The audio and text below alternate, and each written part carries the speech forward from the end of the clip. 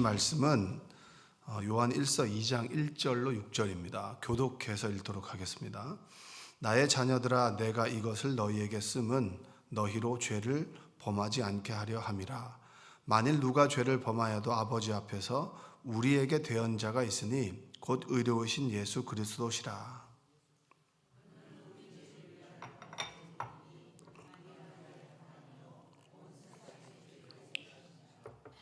우리가 그의 계명을 지키면 이로써 우리가 그를 아는 줄로 알 것이요.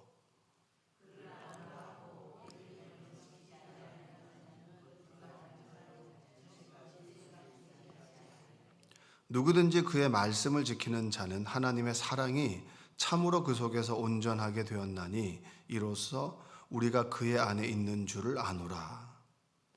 그의 안에 산다고 하는 자는 그가 행하시는 대로 자기도 행할지니라. 아멘. 오늘도 하나님의 은혜가 여러분의 삶 가운데 함께하기를 주님의 이름으로 축복합니다. 사도 요한이 사랑을 많이 받은 사람입니다. 하나님과 주님과 가까이 있었고 또 주님과 터치가 가장 많이 있었던 그 사람 중에 한 명이, 또 사도 중에 한 명이 사도 요한입니다. 그 사도 요한이 그 2장 1절에서 이런 얘기를 합니다. 무슨 얘기를 하냐면, 나의 자녀들아, 믿음의 자녀들아, 그리고 하나님을 믿는 사람들아, 내가 이 요한 1서, 이 서신을 쓰는 이유는 너희가 죄를 범하지 않았으면 좋겠다, 이런 얘기입니다. 너희가 죄를 범하지 않았으면 좋겠고, 만약에 죄를 지었다면 아버지가 앞에서 우리에게 대언자가 있다. 예수 그리스도가 있다. 그분께서 너희의 대언자가 되신다. 이런 얘기입니다. 자, 저를 보세요. 여러분들이 자녀들에게 만약에 유언식으로 교훈을 남긴다면 어떤 교훈을 남기시겠습니까? 나는 너희들이 믿음대로 죄를 짓지 않고 그리고 주님 안에서 잘 살았으면 좋겠다. 한마디로 말하면 너희들이 세상을 좀 잘 살았으면 좋겠다. 그러니까 부자가 되고 어떤 사람들에게 위엄을 이렇게 명예를 가지고 그런 것 이전에 세상을 정말 행복하게 잘 살았으면 좋겠다. 이 세상을 천국을 만들어가는 사람이었으면 좋겠다라고 이야기할 수 있겠죠. 물론 여러분들 중에서 부자가 됐으면 좋겠고 좋은 집을 샀으면 좋겠고 이런 것들도 더 덧붙이겠지만, 그러니까 죄를 짓지 않았으면 좋겠다. 근데 만약 죄를 지으면 죄가 무엇이길래 주님이 필요한가? 주님이 필요하다. 이런 얘기를 우리한테 해주고 있습니다. 자, 수예배 때 이런 말씀을 좀 드렸습니다. 가만히 묵상해 보면 죄가 무엇인지를 우리가 정확하게 알면 죄에 소스라치게 되고 또 죄를 짓게 되었을 때 죄로부터의 씻음을 얻게 되기를 원합니다. 그러니까 하나님께서 에덴 동산을 만들었습니다. 에덴 동산은 하나님의 사랑 위에 지어진 거죠. 하나님께서 동물, 식물도 만드셨고 모든 것을 만드셨습니다. 만드셨는데 천국은 달리 정의하자면 하나님과 인간이 하나 된 곳, 그리고 사람과 사람들이 하나 된 곳입니다. 그러니까 서로 다른 목소리를 내지만 그러나 서로 그 말을 받아들여 줄 수 있고 이해해 줄 수 있고 품어 줄 수 있는 곳이 천국입니다. 천국이죠. 자, 그런데 죄가 들어오면서 무엇이 깨졌냐면 하나가 되었던 하나님과 우리의 관계가 깨어지고 그리고 사람들과 사람들의 관계가 깨어지기 시작했어요. 그게 죄의 무서움입니다. 무서움. 그래서 하나님께서 먼저 이 에덴 동산을 만들고 하나님과 친밀했던 관계가 먼저 깨어지죠. 그래서 죄를 짓고 난 다음에 하나님과 인간의 관계는 뭐냐면 나무 사이에 아담이 숨어버렸습니다. 숨어버렸죠. 그리고 내 살 중에 살이고 뼈 중에 뼈라고 얘기했던 아담과 하와의 관계는 어떻게 됩니까? 갑자기 수치심을 느껴서 무화과 나무 잎으로 치마를 만들어서 가려버렸습니다. 본인의 몸을 가린 거죠. 그래서 우리들이 인간관계를 할 때 우리 마음속에 있는 그 심연에 있는 그 이야기를 하지 못한 이유가 뭐죠? 수치심 때문입니다. 또 내 속마음을 털어놓고 난 다음에 집에 갈 때 내가 괜히 얘기했다고. 얘기하지 말걸. 얘기하지 말걸. 그것은 뭐냐면 죄로 인해 우리가 갖게 되는 수치심입니다. 저 사람이 나를 어떻게 볼까? 나 항상 나를 뭔가를 무화과 나무 잎으로 내 인생을 가르듯이 늘 뭔가를 가려요. 그래서 싫어도 웃으며 다니고. 이건 뭐죠? 우리 안에 있는 심연의 이 감정을 숨기고자 하는 그런 죄의 결과입니다. 그래서 하나님 사이에서는 사람은 동산나무에 숨었고 아담과 하와는 서로 나뭇잎을 가렸고 수치심이 생겼고 이제 벽이 생겨버리게 된 겁니다. 멀어지죠. 틈이 생겨버리게 된 거예요. 자, 그리고 난 다음에 뭐가 됐냐면 나와 너에서 저 사람이 돼버렸습니다. 살 중에 살이고 뼈 중에 뼈라고 얘기했는데 죄가 생겨 누가 이거 먹으라 그랬어? 라고 했을 때 아담이 저 사람이 먹으라 그랬다고. 나와 너라고 하는 우리에서 저 사람이래. 거리가 멀어지게 된 거예요. 사람과 사람 사이에. 그게 바로 죄의 무서움입니다. 사람과 사람 사이에 거리가 생긴 것은 당연한 것이 아니라 죄가 들어오면서 당연하게 되어 버린 겁니다. 자, 그리고 난 다음에 인간이 느끼는 그런 외로움이 뭐냐? 우리에서 저 사람으로 이제 관계가 바뀌면서 이 거리가 생겨나면서 우리 안에 가지고 있는 것이 서로 간의 수치심뿐만 아니라 외로움이 생겨버렸어요. 하나님 사이엔 숨었고 그리고 사람들과 사람 사이는 하나가 되지 못하니까 외로움을 느낍니다. 에덴 동산에서. 그래서 쫓겨나게 됩니다. 그리고 인간이 저질렀던 것은 뭐냐면 하나님과 우리 관계에서 숨었던 우리들이 하나님을 대적하면서 바벨탑을 만들고 그 바벨탑을 만든 하나님의 벌은 무엇입니까? 벌은 바로 이겁니다.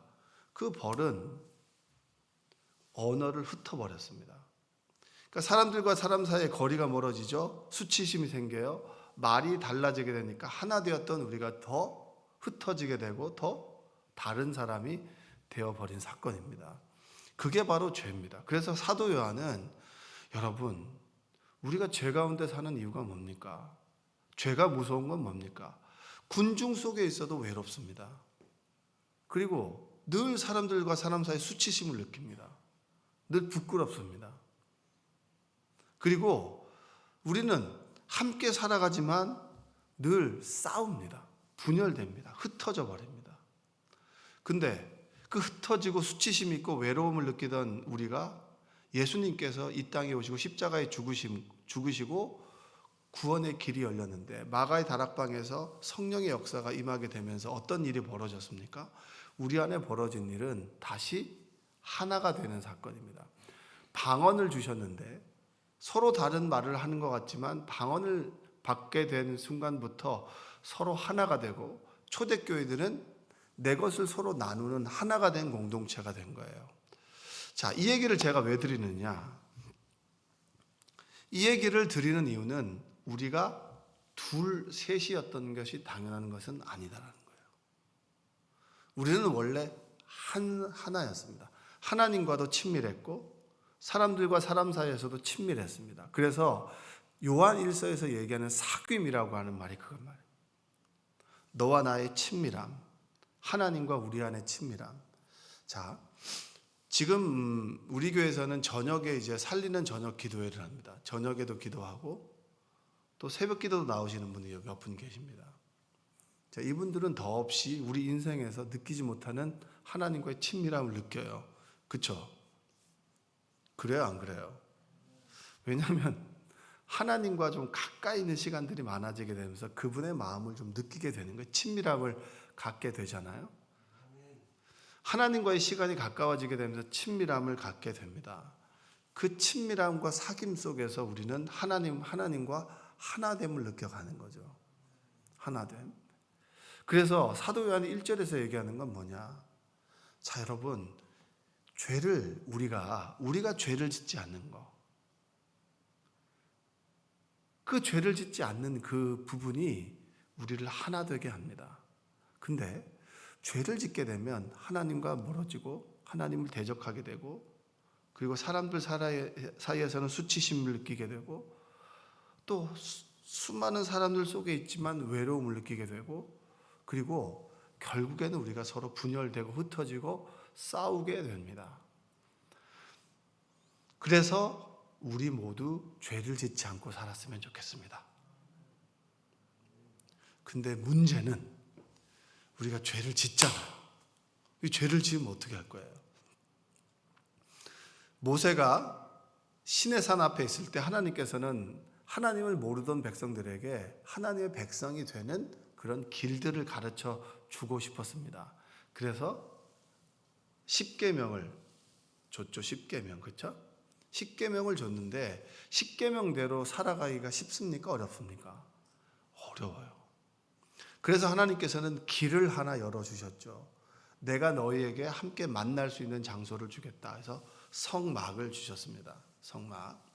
자, 성막에서 예배를 드리려면 예배를 이 사람은 이렇게 드리고 저 사람은 저렇게 드리니까 예배하는 법을 가르쳐 주신 것이 제사법입니다. 제사법이고 그 제사법을 집례하는 사람이 누굽니까? 바로 제사장입니다. 그리고 제사법을 드리게 될 때 사람들에게 화목제는 이거고, 그리고 뭐 번제는 이거고, 그 속죄제는 이거고, 속건제는 이거고, 소제는 이거다라고 하는 제사법에 대해서 구체적으로 가르쳐 주셨습니다. 자, 죄를 지었을 때 죄의 종류가 여러 가지가 있어요. 그랬을 때 하나님께서는 다양하게 죄를 지을 때 죄 가운데 수치심과 외로움과 분열과 싸움 속에 살아가지 않도록 죄를 씻을 수 있게 다시 하나 될 수 있는 일시적인 방편으로 구약에 있는 제사법을 주셨는데 그게 그 여러 가지 하나 중에 화목제가 있습니다. 화목제. 자, 여기서 한번 말씀을 읽어보면, 자, 2절 한번 읽어볼까요? 2절. 우리가 죄를 지었을 때 그는 의로우신 예수 그리스도시죠. 그는 우리 죄를 위한 화목제물이니 우리만 위할 뿐 아니요 온 세상의 죄를 위하심이라. 자, 그는 우리 죄를 위해서 무엇이 되셨다고 하셨습니까? 화목제물입니다. 화목제물. 자, 화목제물이라고 하는 말은, 자, 예수님께서 우리에게 화목제물이 되셨다고 하는 것이고, 사도 요한이 그 요한복음 1장 29절에 보면 이튿날 요한이 예수께서 자기에게 나아오심을 보고 이르되 보라 세상 죄를 지고 가는 하나님의 어린 양이로다. 그러니까 하나님께서 하나님의 어린 양이 되셨습니다. 그리고 마가복음 10장 45절에 보면 인자가 온 것은 섬김을 받으려 함이 아니라 도리어 섬기려 하고 자기 목숨을 많은 사람의 대속물로 주려 함이니라. 아주 간단합니다. 죄는 우리가 씻을 수 없습니다. 죄를 씻으려면 피를 흘려야 돼요. 그리고 죄를 지으면 감옥을 가야죠. 그렇죠? 희생을 치러야 됩니다. 근데 하나님은 하나님대로 본인이 희생을 치름으로 인해서 우리에게 죄를 사할 수 있는 길을 열어주셨습니다. 그것을 오늘 얘기하는 화목제물이라고 합니다. 화목제물. 뭐라고요? 화목제물이요. 화목제물이라고 하는 얘기가 뭐냐면 그 원어의 의미는 이겁니다. 제바흐 쉴람입니다. 제바흐 쉴람임. 이 제바흐라고 하는 얘기는 동물입니다. 동물. 이 제바흐라고 하는 것은 동물 제사를 뜻하는 거고요. 쉴람임은 뭐냐면 화평과 완전입니다. 자, 내가 죄를 지었어요. 죄를 지었으면 하나님과 우리 관계 속에서 죄는 제사를 통해서 씻습니다. 근데 그 방법 중에 하나가 제바흐 쉴람임. 제바흐는 동물을 가지고 가서 동물을 드림으로 우리가 화평케 되는 제사입니다.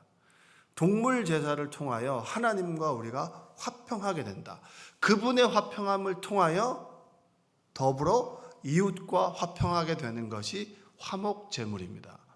자, 소와 그리고 양과 염소를 드립니다. 비둘기는 드리지 않아요. 이 세 가지를 드리는데 이 세 가지 중에서 수컷과 암컷 어느 것도 상관없습니다. 그러나 흠 없는 것을 드려야 되는 거죠. 흠 없는 것을 드리는데 온전히 이 동물 하나를 다 드리는 게 아니에요. 동물 하나를 다 드리는 것이 아니라 그 동물 중에서도 내장과 기름을 드립니다. 헬렙이라 그래서 내장과 기름을 드립니다. 여러분 한 개 물어볼게요. 요즘으로 치면 소 곱창 드셔보셨어요? 곱창이 한 이 정도 되는 게, 요 정도 되는 게 거의 한 2만 원 정도 하더라고요. 그렇죠? 그래서 이 곱창을 먹으러 간다라고 하는 거는 굉장히 비싼 거더라고요. 저는 잘 몰랐습니다. 옛날 돼지곱창 골목을 지나가는데 그렇게 냄새가 좀 나가지고 곱창은 맛이 없는 줄 알았는데, 우리 교회 와서 어떤 분이 곱창을 먹으러 가지고 저는 곱창을 별로 좋아하지 않는데 한번 먹어보라는 거예요. 그래서 그때 소곱창이었던 것 같아요. 냄새가 안 나고 되게 맛있었습니다. 근데 웃긴 건 뭐냐면 이 판이 이 정도 있으면은 곱창은 별로 없고 야채만 가득 있고 곱창은 요만큼인데 되게 돈이 비쌌던 것 같아요. 그 동물의 왕국에 보면은 이 사자들이나 이 호랑이가 짐승을 먹을 때 머리부터 먹나요? 아니면 이 내장부터 먹나요? 내장이 아마 고단백인 것 같아요. 그래서 뭐 다이어트 하는 사람들에게는 이 내장을 먹지 말라고 하더라고요. 왜냐하면 그렇게까지 해서 뭐 살을 찔 필요가 있냐, 그걸 먹지 말라고 하는데 왜 이것이 귀한지는 모르겠습니다. 근데 화목제물은 내장과 기름을 드립니다. 그리고 남은 고기는 제사 드리는 사람이 먹어요. 근데 한 마리를 그 다음 날까지 먹어야 됩니다. 그 다음 날까지 먹을 수 있나요? 없나요? 없으니까 이웃을 불러다가 먹어요. 그게 화목제물, 제바흐 슐람임이에요. 동물을 들여서 하나님과 우리가 온전하고 화평하게 된다. 그리고 너와 내가 저 사람이 됐던 관계가 저 사람에서 나와 너로 다시 하나가 되는 게 화목제물이 되는 겁니다. 예수님께서 죄로 인해서 하나님과 멀어지고 사람들 사이의 외로움과 수치심, 그리고 분열되고 깨어지고 싸우는 우리의 관계를 하나가 되게 하셨다. 화목제물이 되게 하셨다. 그 예수님을 경험한 우리의 삶은 어떤 삶이냐? 여기에서 말하는 것이 4절과 5절입니다. 한번 읽어볼게요. 4절 5절 한번 읽어보겠습니다. 그를 아노라 하고 그의 계명을 지키지 아니하는 자는 거짓말하는 자요 진리가 그 속에 있지 아니하되. 5절 누구든지 그의 말씀을 지키는 자는 하나님의 사랑이 참으로 그 속에서 온전하게 되었나니 이로써 우리가 그의 안에 있는 줄을 아노라. 6절 그의 안에 산다고 하는 자는 그가 행하시는 대로 자기도 행하시니라. 여러분이 구원 받았습니까? 안 받았습니까? 라고 하는 것을 하나님은 아시겠죠. 근데 내가 구원받은 하나님의 자녀다 아니다라고 하는 것을 아는 그 기준이 뭐냐면 너희 안에 그 화목제물 되셨던 그리스도의 사랑이 있느냐, 화목제물 되셨던 그 사랑을 받고 하나됨을 경험했느냐, 하나님과 내가 가까이 있고 그리고 내가 저 사람을 미워했던 저 사람을 예수님처럼 사랑하려고 하는 마음을 가지고 있느냐. 화목제물 되신 주님을 만난다면 우리 안에 그리스도의 사랑이 있다. 그분의 사랑이 있다. 할렐루야. 당신이 그리스도입니까? 아닙니까? 아멘, 아멘. 이것이 우리의 삶을, 우리의 믿음을 증명해 주는 것이 아니라 내 안에 사랑이 밖으로 나타나 하나님을 온전히 예배하고 내가 내 이웃을 정말로 그리스도의 마음으로 사랑하려고 애쓴다면 내가 구원받은 그리스도인으로 하나님의 사랑받은 자로 살아가고 있는 것입니다. 오늘 아침 하나님께서 이 말씀을 주시는 이유가 무엇일까? 우리는 죄를 너무나 가벼이 생각하지만 죄가 우리를 멀어지게 하고 분열되게 하고 깨어지게 하고 그리고 분리되게 했다. 그 분리되게 한 것을 하나 되게 만들어 주신 것은 그리스도의 희생이었다. 그 희생을 간직하고 살아가는 사람에게는 우리 안에 무엇이 있는가? 그분의 사랑이 있다. 그 사랑은 우리의 삶과 행동과 말을 달라지게 한다는 거예요. 그 사랑이 온전히 우리 안에 회복되기를 원합니다. 그 회복된 사랑을 훈련하고 연습하는 곳이 교회입니다. 교회에서 싸울 수 있죠. 왜냐, 우리는 늘 싸워왔으니까. 그러나 싸울 수 있지만 화해할 수 있는 힘도 있는 거예요. 덮어줄 수 있는 힘도 있는 거고요. 그리고 부족한 걸 채워줄 수 있는 그 그리스도의 사랑도 우리 안에 있는 것입니다. 그 사랑이 온전히 우리 안에 회복되시기를 주님의 이름으로 축복합니다. 기도하겠습니다. 사랑과 은혜가 풍성하신 아버지 하나님 감사합니다. 사도 요한은 우리가 죄 가운데 살지 않기를 원합니다. 죄 가운데 사는 삶이 얼마나 힘들고 괴롭고 아픕니까? 서로 간에 사랑하는 사이에서도 수치심이 있고 부끄러움이 있고 우리가 저 사람이 되어버리는 거리가 생겨서 너무나 많은 군중 속의 고독과 외로움 가운데 살아가고 있는 이들이 얼마나 많이 있습니까? 하나님과 멀어져 그분의 생명을 공급받지 못하는 그런 삶을 살아가고 있지는 않습니까? 하나님의 생명이 우리 안에, 서로의 사랑이 우리 안에 있게 하셔서 그 사랑을 드러내는 오늘 하루가 되게 하여 주시고 내 안에 수치와 외로움, 거리가 화목제물 대신 주님의 십자가를 통하여 깨어지고 부서지고 그리고 사라지는 역사가 있게 하여 주옵소서. 예수님의 이름으로 기도합니다. 아멘.